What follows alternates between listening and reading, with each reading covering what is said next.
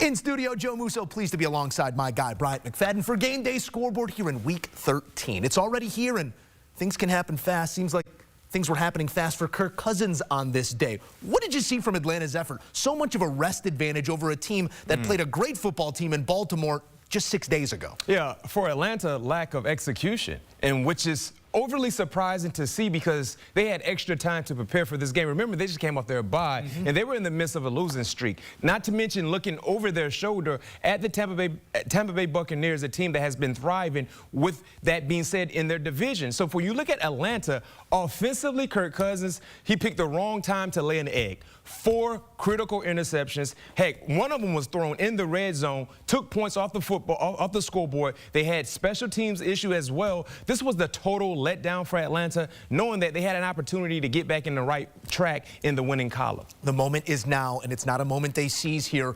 As you take a look at some of the struggles by Cousins, not only one to end the game that, yes, had to be forced on 4th down, but one earlier in the game that went the other way and put points on the board in a game where points came at a premium. 4 interceptions, ties a career high for Kirk Cousins.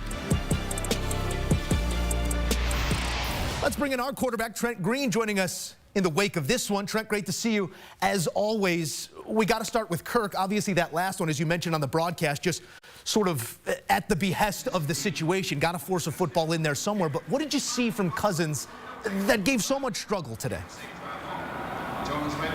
You know, it was some hesitancy on his part. There were a couple of times where he double clutched it and then the defense was able to react off of that double clutch, and then he was able to jump it. I thought the last one, I thought that was a full commitment by Derwin James. It would have been interesting if London had had a double move. If he had gone up to the sticks and did a little stutter and go, there was no one back there. They went to a wide cover 2, almost like a old school cover 2, red 22, which is, you know, Tony Dungy, where you take that middle linebacker, except Derwin James was that guy in the middle. He sat right at the 1st down marker. So after going back through and looking at it, had they done a little double move there, I think they may have had it. But give credit to James. He jumped it at the right time, got the big turnover to stop things. But really, you got to give a lot of credit to the Atlanta defense, what they were able to do to hold this Chargers offense down. Under 200 yards. They got 5 sacks on the day.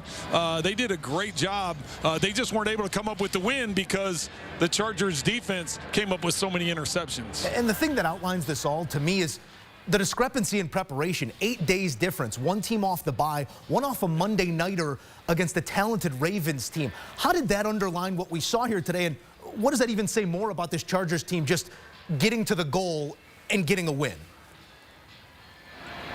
Well, I think that was the thing. You know, we talked with Jim Harbaugh about that. He didn't want any excuse. He said, listen, we traveled. We told guys to get to bed early. Not only the short week, but then you throw in Thanksgiving in the mix as well. So they adjusted their schedule, got what they thought was enough rest for the guys. They were down a couple of starters on defense. Marcus May just signed this week. He jumps in and has an interception and a big stop in the game as well.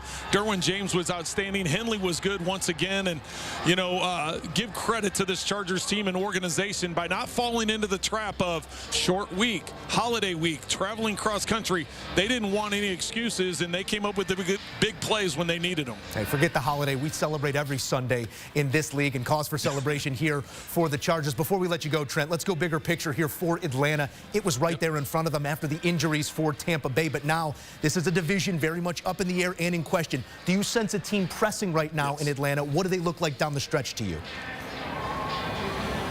You know, I thought the only one that pressed today was Kirk Cousins. I thought everybody else, but John Robinson, he had over 100 yards rushing. The defense, as I already said, 5 sacks when they only had 10 coming into today. They held the Chargers to under 200 yards. I thought Drake London looked very good today. McLeod was outstanding with a couple of opportunities that he had over 100 yards receiving. So I thought the team responded well coming off the bye week. They've got to understand, even though they've lost 3 in a row now, they've got to understand, and I think this is going to be the message Raheem Morris gives them. They're sitting at 6-6, but they're still in the driver's seat in this division. They're 4-1 in the division. They beat Tampa Bay twice. They did split with New Orleans, but they got Carolina coming up in Week 18, which could ultimately decide it here at home in Atlanta. So they've got to get themselves regrouped, understand it's going to come down to the wire in this division, and they're in the driver's seat with a division record at 4-1. All still out in front of them. Trent Green on the call in this one. Trent, we appreciate you stopping by as always. Safe travels. All right, thank you. Appreciate it. Don't forget, each and every Sunday begins with the guys on NFL Today. JB and the gang setting you up for Sunday success. Every Sunday, 12 Eastern Time on CBS and streaming on Paramount+. Back with the Mac. Bryant, McFadden, we just heard Trent Green say something about that defense for Atlanta. For all that went wrong offensively, still a group that brought the effort coming off the bye.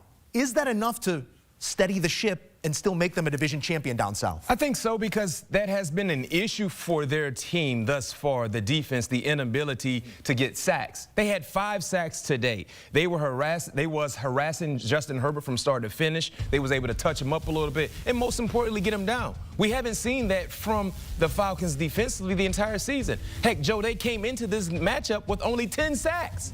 10 sacks in 11 ball games. So when you look at what they were able to do coming off the bye week, that's something to build upon, and I don't expect to see a 4-interception game from Kirk Cousins. Unfortunately, today was the wrong time to have the worst day. But he's a guy that has been proven to be able to bounce back, and you look at what he's done up until this moment. He's played serviceable football for the Atlanta Falcons. Unfortunately, Kirk Cousins was still on his bye week. They needed him to be there with the rest of the team, but he was still on his bye week somewhere in Cancun. Well said. I don't know if there was a Mexico trip made, but his arm was somewhere else on this day. Again, 4 interceptions, a career high for Kirk Cousins. On the Chargers side of this conversation, coming off a tough loss, you had an opportunity there in the Harbaugh Bowl to prove to everybody that you were for real, still struggling with teams with records above 500. They tally one here against a team that now sits at 500 in Atlanta. When you look at a ceiling for the Chargers this season, does it feel like a year off, or is this someone that can make real noise come playoff? You know what? I'll say this. I think the Los Angeles Chargers right now, they're just an in-the-way team.